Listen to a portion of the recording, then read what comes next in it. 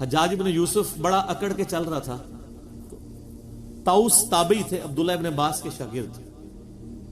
تو وہ ان کے پاس, وہ اپنی مستی میں جا رہے تھے. اب دوسرے لوگ تو دیکھ کے راستہ چھوڑ دیتے تھے, وہ اپنا اسی طریقے سے درویشی میں جا رہے تھے.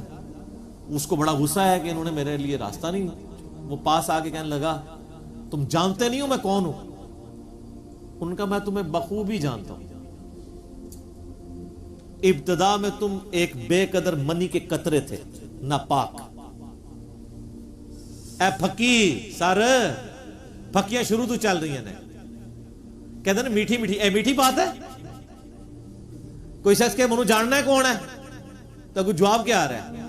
میں بڑی اچھی طرح جانتا ہوں تو ابتدا میں ایک بے قدر پانی منی کا قطرہ تھا, پھر تو اپنے باپ کی شرمگاہ سے نکلا اور ماں کی شرمگاہ کے ذریعے ماں کے رحم تک پہنچا,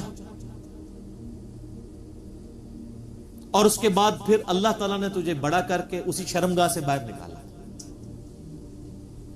اور بننے کے بعد تو ایک گلا سڑا مردہ ہوگا جس میں تعفن پھیلا ہوگا. سر یہی ہوتا ہے نا, ہڈیاں بن جاتی ہیں نا, گل سڑ جاتا ہے سب کچھ.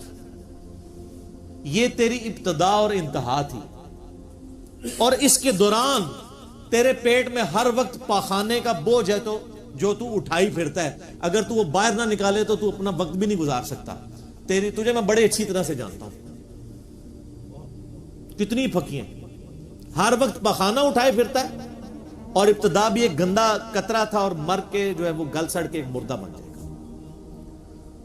تو حجاج ابن یوسف جس کی زبان اتنی لمبی تھی اور اتنا ظالم تھا, اس پہ ایسا روب طاری ہوا. سر موت آپ کسی کو یاد کروائیں نا, بڑے بڑوں پہ روب طاری ہو جاتا ہے. ہمارے ایک جاننے والے دوست تھے, تو دعوت و تبلیغ کے کام میں یعنی جڑے ہوئے تھے, تو ان کو کچھ ایجنسیز کے لوگوں نے نا اٹھایا, وہ خام خواہ ایک شک کی بنیاد پر انٹرویو کرنا شروع کیا. تو انہوں نے کہا یہ آپ دین کا کام کیوں کرتے ہیں, کیا ضرورت ہے؟ تو اب آپ کسی ایسے بندے سے یہ بات پوچھ رہے ہو جس کو یہ پتا ہو کہ میں نے مر کے اپنے رب کے حضور پیش ہونا ہے, اور میرے نفع نقصان کا مالک اللہ ہے. تو وہ 2-3 بریگیڈیئر تھے اور کچھ کرنل تھے, وہ جو انٹرویو کر رہے تھے. تو اس نے کہا سر مرنا ہے, آپ نے بھی مرنا ہے, میں نے بھی مرنا ہے, میں نے اللہ کو منہ دکھانا ہے, تو میں تیاری کر رہا ہوں, مرنا نہیں ہے. وہ کہتے سب کے چہرے پھاکو. اصل میں ان لوگوں نے کبھی سوچا نہیں ہوتا کہ ہم نے مرنا ہے. جب ایک دفعہ کوئی یاد کروا دینا, سر چھٹی کا دودھ یاد آ جاتا ہے.